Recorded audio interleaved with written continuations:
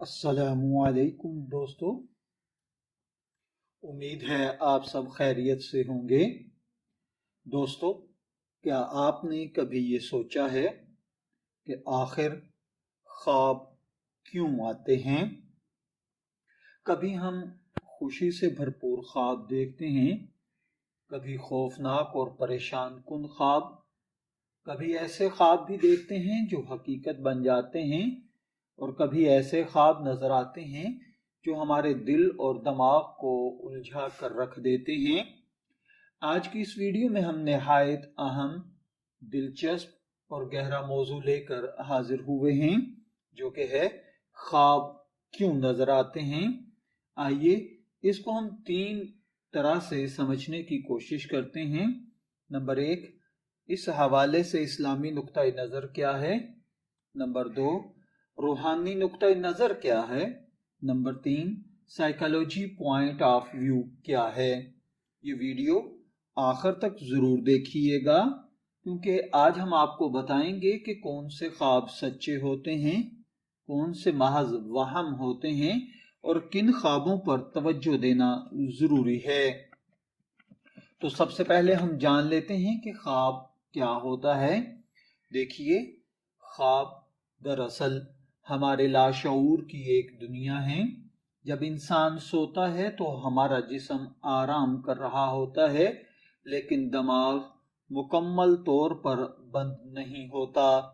دماغ کے کچھ حصے جاگ رہے ہوتے ہیں اور انہی حصوں کے ذریعے خواب نظر آتے ہیں۔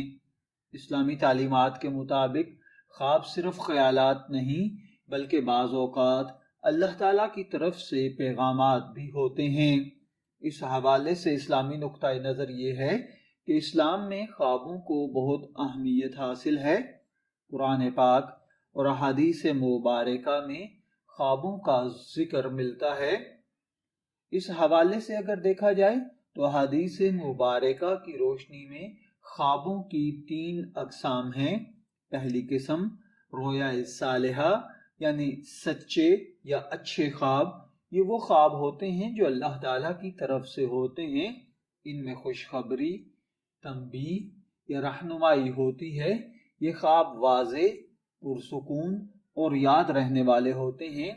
آپ علیہ الصلوۃ والسلام نے فرمایا، سچا خواب نبوت کا 46واں حصہ ہے۔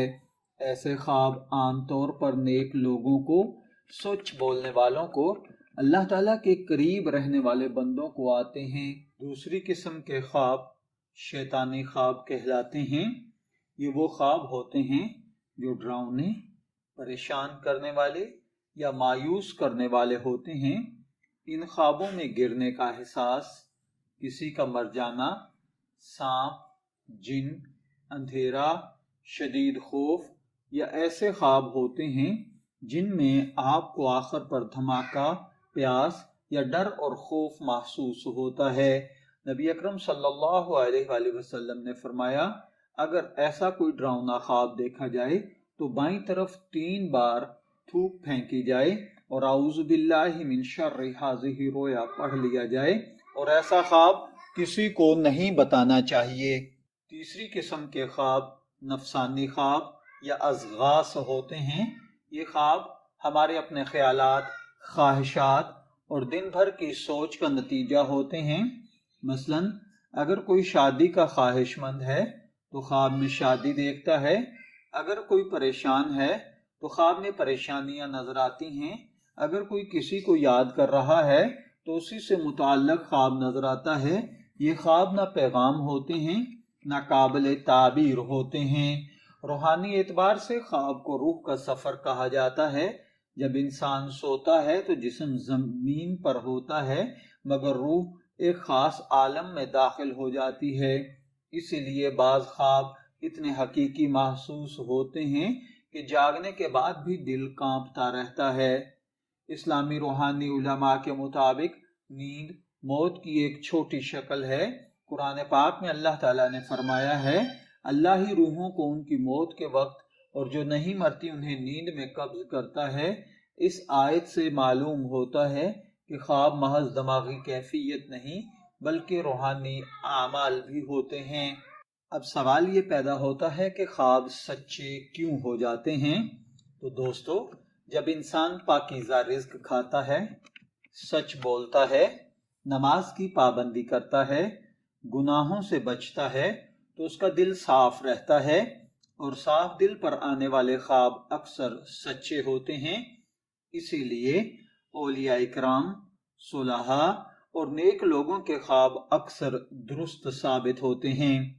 اسی طرح استخارہ بھی ہے، جو کہ خواب سے جڑا ہوا عمل سمجھا جاتا ہے۔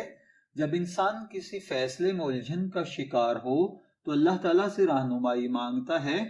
استخارے کے بعد آنے والا خواب اکثر اچھا اشارہ ہوتا ہے، لیکن ضروری نہیں کہ ہر بار خواب آئے۔ کبھی دل کا اطمینان، کبھی راستوں کا آسان ہونا بھی استخارے کا جواب ہوتا ہے۔ اب ہم خواب کو نفسیاتی نقطہ نظر سے سمجھ لیتے ہیں۔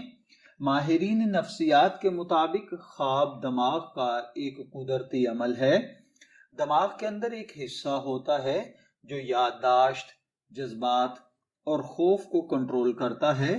جب ہم جاگ رہے ہوتے ہیں تو دماغ ان سب کو دبا کر رکھتا ہے، لیکن نیند میں یہ سب آزاد ہو جاتے ہیں۔ اسی لیے دبے ہوئے غم، چھپی ہوئی خواہشات اور پرانی یادیں خواب بن کر سامنے آتی ہیں۔ اب سوال یہ پیدا ہوتا ہے کہ ڈراؤنے خواب کیوں آتے ہیں؟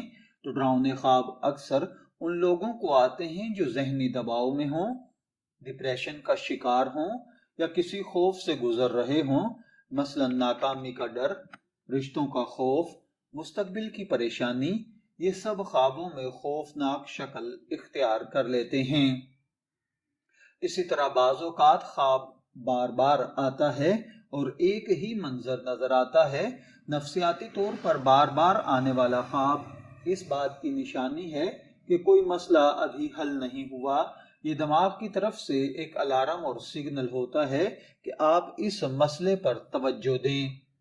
سوال ہے کہ خواب سچے کیسے ہوتے ہیں؟ اسلامی اور روحانی علماء کے مطابق خواب عموماً فجر کے وقت یا تہائی رات کے بعد زیادہ سچے خواب آتے ہیں۔